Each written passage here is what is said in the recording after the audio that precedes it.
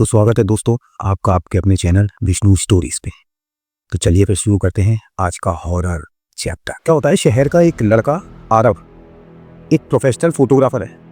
अपनी बचपन की गर्लफ्रेंड अनुष्का और दोस्त नील के साथ एक वीरान गांव रतनपुर पहुंचता है।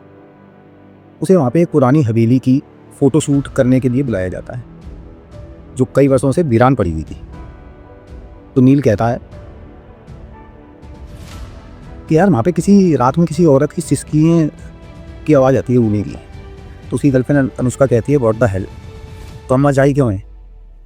आरव कहता है अरे यार ये सब बकवास है, ऐसा कुछ नहीं होता, बकवास की बात नहीं है। तो नील जो है वो कहता है हालांकि कुछ लोग दावा भी करते हैं यार वहाँ पे कोई काम पिशाचनी करके रहती है, एक ऐसी आत्मा जो बहुत ही सुंदर है, उसका बहुत ही गजब का रूप है और आदमियों की जो हवस है ना उसके सहारे वो उनकी आत्मा चूस लेती है और उन्हें मार देती है, आत्मा खींच लेती है उनकी।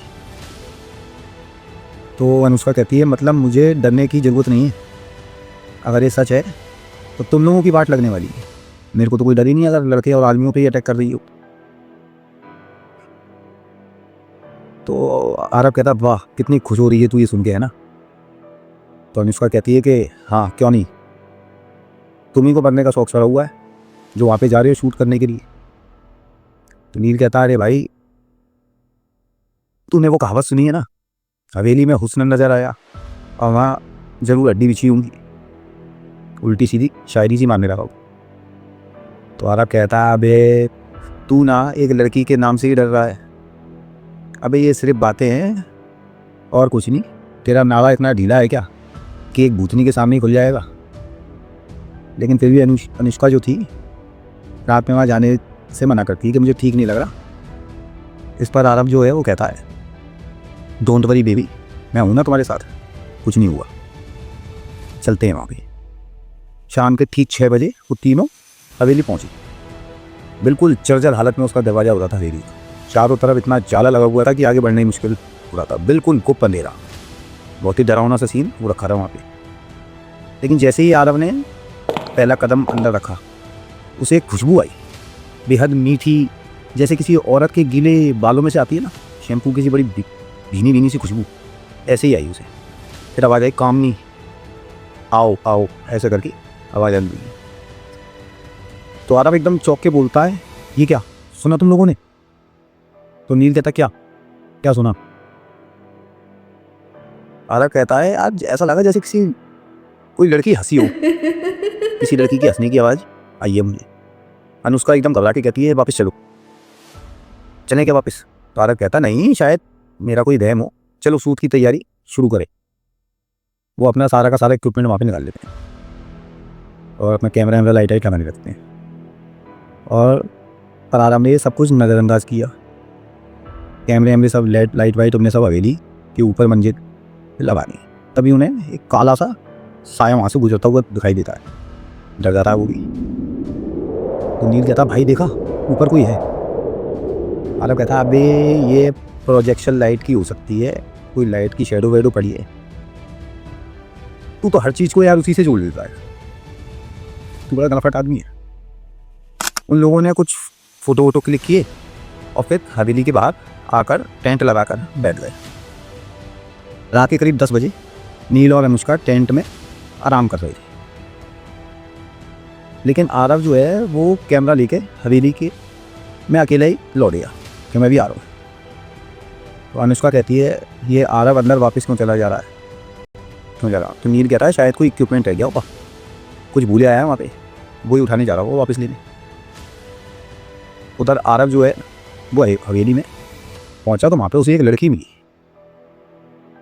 उसका नाम था कामनी, सांवला रंग था उसका, गीले बाल, लाल चुंदी उसने ओढ़ रखी थी, आंखों में कुछ ऐसा जो सीधा मन के भीतर उतर रहा था। कामनी बोली तुम आ ही गए, मैं जानती थी आरव से। आरव बोला तुम कौन हो और यहाँ क्या कर रही हो इतनी रात में। कामनी बोलती है मैं यहाँ रहती हूँ और अब से तुम भी यहीं रहोगे मेरे साथ। आरव कहता ओह कोई एक्टिंग कर रही हो क्या। लोकल थिएटर से हो, बड़ी ज़बरदस्त एक्टिंग करती हो। तो कामनी कहती है एक्टिंग नहीं करती मैं, नरक दिखाती हूँ। आरव कहता मतलब? कामनी कहती है मतलब मैं जानती हूँ तुम अपनी प्रेमिका से संतुष्ट नहीं। आओ मैं तुम्हें बताती हूँ प्यार क्या होता है, मेरी आंखों में देखो। आरव को एक सेकंड के लिए उसकी आंखों में सुर्ख अग्नि दी, उसका बदन ठंडा पड़ गया, लेकिन मन फिर भी खिंचता चला गया कामनी की आंखों में। और वो जादू था या शायद कोई शराब, समझ नहीं पाया। वो उसे ऊपर वाले कमरे में ले गई। नीचे टेंट में अनुष्का सो चुकी थी, लेकिन अचानक उसकी आंख खुली तो उसने इधर उधर देखा। उसे किसी औरत की हंसी सुनाई दी, लेकिन ये कोई आम हंसी नहीं थी। ये वही हंसी थी जो वो बचपन से अपने सपनों में सुनती आई थी। सेम वही हंसी आ रही थी उसे। और उसकी नींद उड़ गई। कामनी उससे कहती है आखिर तुम आ गए। अनुष्का ये कैसे हो सकता है, बड़बड़ाने लगी वहीं टैंक में बैठ के कि ऐसा कैसे हो सकता है कि जो मुझे बचपन में सपनों में हंसी सुनाई दी थी वही अब बिल्कुल सेम आ रही है। इतनी देर में नील की आँख खुली तो पूछता क्या हुआ। अनुष्का नील से कहती है नील मुझे यकीन है ये वही है काम पिशाचिनी। नील सपना देख रही हो क्या, कैसी बातें कर रही हो। अनुष्का कहती है तुमने वो आवाज़ नहीं सुनी क्या। अरे शिट, हम लोग सो गए और आरव अभी तक ऊपर, उसे एकदम याद आती है। इतने में ऊपर से आरव की चीख सुनाई देती है। आरव चिल्लाता बचाओ मुझे बचाओ। नीचे टेंट में अनुष्का और नील के पैरों तले जमीन खिसक गई। वैसा ऐसा लगा जी क्या हुआ, ये क्या नाटक शुरू हो गया। अनुष्का कहती है मैंने कहा था ना उसे यहाँ मत आओ, खास तौर पर रात में तो बिल्कुल मत अंदर जाना, लेकिन नहीं माना। नील कहता अब क्या करूँ, क्या करें, ऊपर चले क्या। तो इतने में अनुष्का जो थी वो बोली नहीं, मुझे खुद जाना होगा, क्योंकि मैं उसे जानती हूँ बहुत पहले से, क्योंकि वो बचपन से सपने में वो आवाज़ें सुनती आई थी, देखा होगा। उधर आरव जो हवेली के अंदर एक बिस्तर पर पड़ा था, आंखें लाल, सामने खड़ी थी कामनी, या यूं कहें कि काम पिशाचिनी। अब उसका चेहरा मासूम नहीं बल्कि बहुत ही भयानक लग रहा था। उसकी गर्दन टेढ़ी, आंखें बिल्कुल अंदर जलती हुई और बाल हवा में लहरा रहे थे। बहुत ही भयानक सा दृश्य। कामनी कहती है जानते हो आरव, मर्द जब किसी औरत को सिर्फ उसके शरीर से देखता है ना तो वो खुद को शिकार बना लेता है। तो आरव कहता तो तुम कौन। कामनी कहती है मैं वो औरत हूं जिसे हवस की आग में जला दिया गया था, जिसकी चीखें कभी रुकती नहीं। मैं काम पिशाचिनी हूं और तुम मेरा 100वां शिकार हो। यानी कि उसको मार के वो अपनी सेंचुरी पूरा करना चाह रही थी। कामनी की आंखें जो थी वो धीरे धीरे काली से लाल होने लगी और उसके पीछे बने आईने में आरव ने देखा उसके शरीर से एक एक करके धुएं जैसी परछाइयां निकल रही थी, जैसे उसकी आत्मा खिंची निकल रही है उसके शरीर से। बहुत ही भयानक वाला दृश्य हो गया। इतने में अनुष्का की आवाज़ आने लगी, आरव आरव। तभी नील भी भागते भागते उसके पीछे आ गया। दोनों। तो नील बोला हम इसे नहीं रोक सकते, वो पिशाचिनी है, इंसान नहीं है। अनुष्का बोली उसे मैं ही रोक सकती हूँ, मैं ही रोक सकती हूँ उसे। नील कुछ कहता उससे पहले ही लाल रोशनी फूटी वहीं पे। तो नील बोला तू कौन है, तू कौन है। नील यही कहता रहा। तो अनुष्का बोली मैं भी एक काम पिशाचिनी हूँ। बरसों पहले आरव ने अनजाने में मेरा आह्वान किया था, बहुत पहले। मैं तब से ही उसके साथ, मात्र 15 साल का था वो जब उसने आह्वान किया। मैं जब से ही उसके साथ रह रही हूँ और उसकी प्रेमिका बन के रह गई। उसने ही मुझे बुलाया था और जब से ही मैं उसके साथ हूँ। 15 साल का था वो जब से। आरव बोला मैं तो तुम्हें इंसान समझता था अनुष्का। आरव के साथ रहते रहते मैं खुद को भी इंसान समझने लगी, लेकिन आज शायद वो दिन आ गया है जब मुझे अपनी असली रूप सामने लाना ही पड़ेगा। मुझे अपने आरव को दूसरी काम पिशाचिनी से बचाना ही पड़ेगा।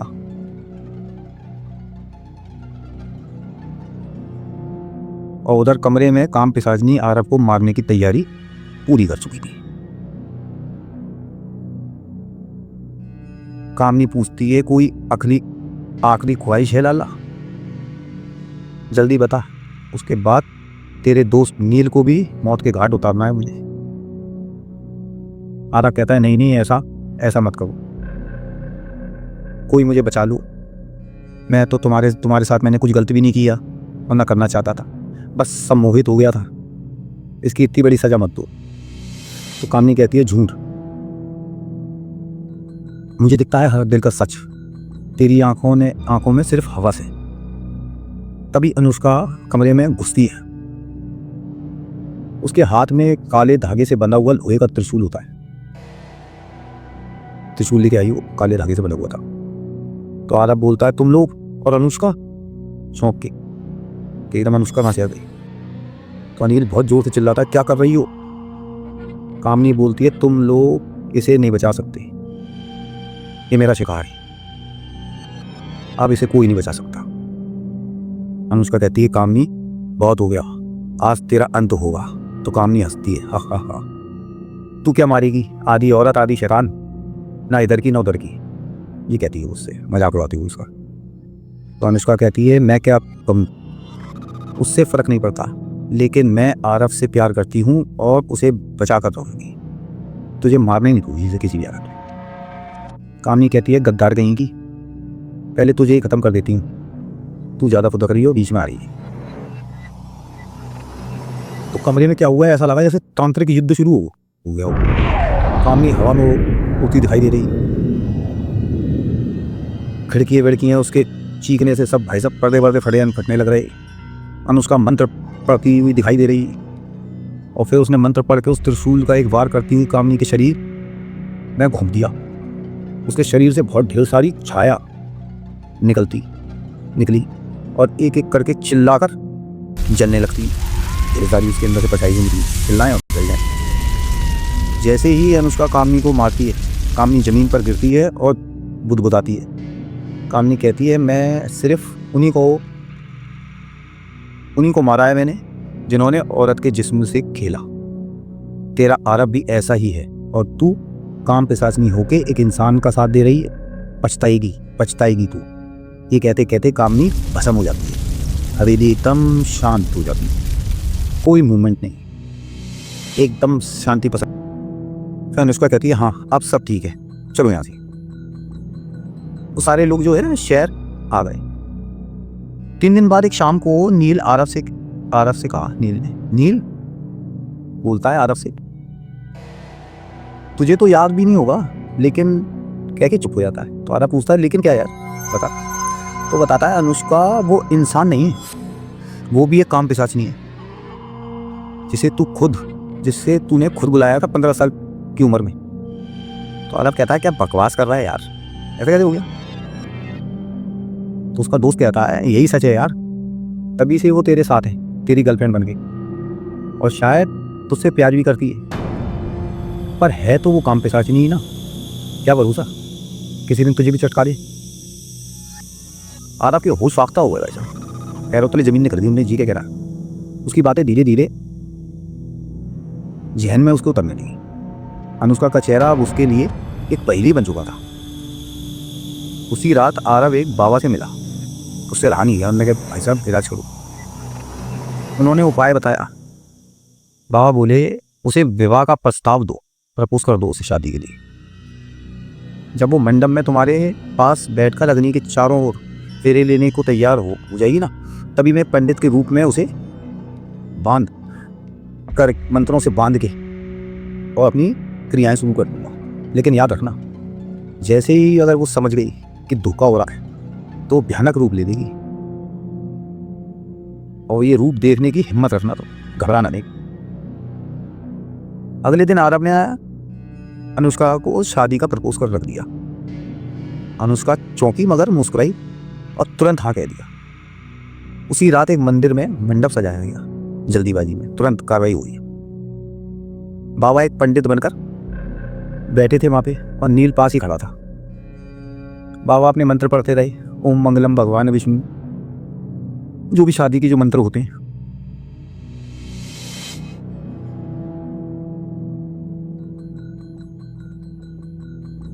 तो आदम बोलता है, माफ करना अनुष्का, शादी शुरू हो गई। फूल बरस रहे थे, मंत्र गूंज रहे थे। अनुष्का ने अग्नि के चारों तरफ जो पहला फेरा लिया और तभी बाबा ने जो एकदम है ना मंत्र चेंज कर दिए। ओम काली रात्रि स्वाहा, ओम महाविनाशिनी स्वाहा, ओम काम पिशाचनी बंदाए नमः।